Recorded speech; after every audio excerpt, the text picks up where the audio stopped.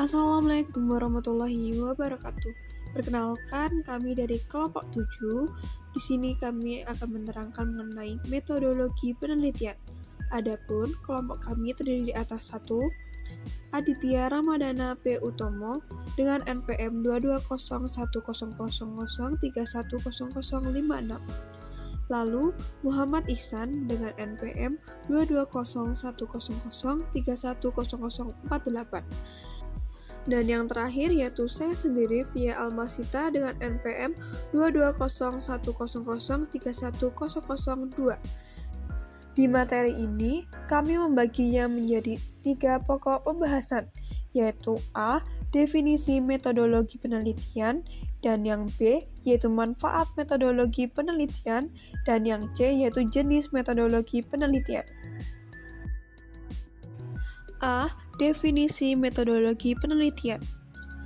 Pada definisi metodologi penelitian, para ahli mengungkapkan beberapa pendapat, yaitu pertama menurut Prof. Dr. Sugiono. Menurutnya, metodologi penelitian adalah cara ilmiah dalam upaya menemukan data demi goal dan kegunaan tertentu. Yang kedua yaitu Prof. M.E. Winarno. Menurutnya, metodologi penelitian adalah sebuah kegiatan ilmiah yang dijalankan dengan teknik sistematis. Yang ketiga yaitu menurut Muhyiddin Sirat. Menurutnya, metodologi penelitian adalah cara menentukan dan memilih topik permasalahan untuk dijadikan sebagai penentuan judul penelitian itu sendiri. Yang terakhir yaitu menurut Muhammad Nasir. Menurutnya, metodologi penelitian adalah cara utama yang dipergunakan untuk para peneliti untuk menjalankan penelitian. Sehubungan dari pendapat ahli sebenarnya, metodologi penelitian berdasar dari kata metode, yang artinya cara yang tepat untuk melakukan sesuatu, dan logos yang artinya ilmu atau pengetahuan. Jadi, metodologi artinya cara melakukan sesuatu dengan menggunakan pikiran secara seksama untuk mencapai suatu tujuan. Sedangkan penelitian adalah suatu kegiatan untuk mencari, mencatat, merumuskan, dan menganalisis sampai menyusun laporannya. Jika digabung dan juga menarik kesimpulan dari beberapa definisi yang dikemukakan oleh para ahli di atas, maka metode penelitian adalah tata cara bagaimana seorang peneliti melakukan kegiatan penelitian. Cara meneliti yang tepat akan membantu mendapatkan data penelitian dan hasil penelitian yang tepat juga. B. Manfaat metodologi penelitian. Yang pertama yaitu mempertajam hasil penelitian.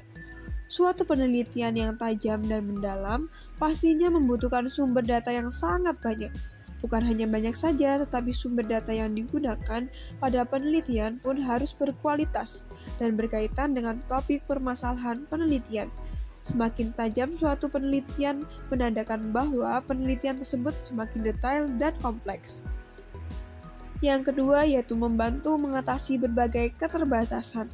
Kegiatan penelitian tentunya akan melibatkan banyak pihak dan membutuhkan dukungan semua pihak tersebut. Namun, dengan semakin banyak pihak yang terlibat, maka semakin beragam masalah bisa dihadapi. Padahal, kegiatan penelitian membutuhkan sumbang pihak-pihak tersebut.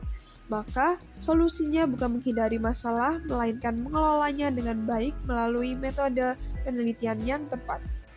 Yang ketiga yaitu meningkatkan kualitas hasil penelitian.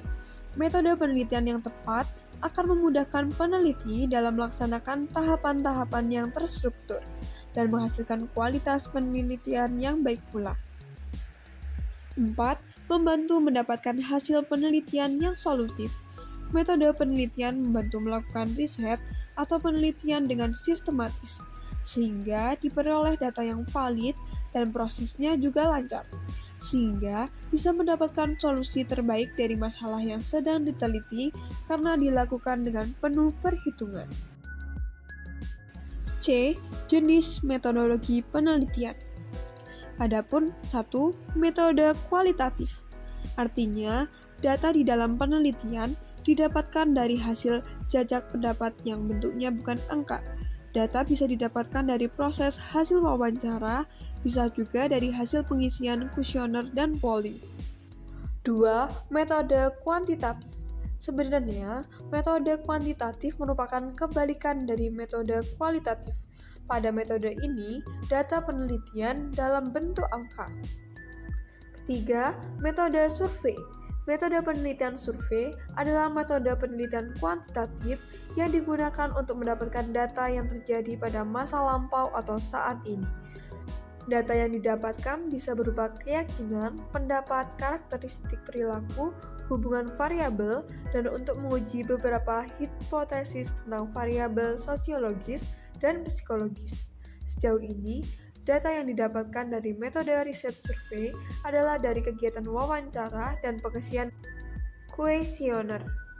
Sehingga, data tidak dalam bentuk angka dan metode ini masuk ke dalam kategori metode kualitatif. Yang keempat yaitu metode deskriptif. Metode deskriptif yaitu prosedur penelitian atau pemecahan masalah yang diselidiki dengan gambaran subjek atau objek yang digunakan berupa orang, lembaga, masyarakat, dan yang lainnya. Yang kelima yaitu metode ex post facto. Metode ex post facto yaitu metode riset yang menggunakan prinsip sebab akibat dalam proses pengambilan data. Sehingga dari metode ini tidak hanya didapatkan hasil pengamatan, akan tapi juga mengetahui penyebab atau faktor penyebab dari hasil pengamatan tersebut, sehingga data sifatnya valid dan bisa dijelaskan secara detail. Hal ini akan membuat hasil penelitian juga bisa dijelaskan dengan detail. Yang keenam yaitu metode penelitian pengembangan. Metode pengembangan yaitu sebuah cara ilmiah untuk memperoleh data sehingga dapat dipergunakan untuk menghasilkan, mengembangkan, dan memvalidasi produk. Metode riset satu ini dikenal paling umum digunakan untuk penelitian di bidang pendidikan, sebab tujuan utamanya adalah mendapatkan hasil penelitian yang mengembangkan hasil penelitian sebelumnya, sekaligus mampu mengembangkan ilmu pengetahuan agar bisa sesuai dengan tuntutan zaman yang dari waktu ke waktu terus mengalami perubahan. Yang ketujuh yaitu metode kombinasi. Metode riset kombinasi adalah metode penelitian yang berlandaskan pada filsafat pragmatisme atau kombinasi dari positivisme dan post-positivisme. Metode ini bisa digunakan untuk meneliti objek yang sifatnya alami maupun buatan. Objek buatan, misalnya objek di dalam laboratorium. Selain itu, proses pengambilan data atau pengamatan bisa secara langsung maupun tidak langsung. Misalnya, mengumpulkan data dengan wawancara langsung ke objek penelitian atau wawancara kepada pihak lain yang mengenal atau mengetahui objek penelitian tersebut. Selain itu, data juga bisa diambil dari hasil pengisian kuesioner. Demikian presentasi mengenai materi metodologi penelitian. Jika terdapat salah kata maupun lainnya, kami mohon maaf. Akhirul kata, wassalamualaikum warahmatullahi wabarakatuh.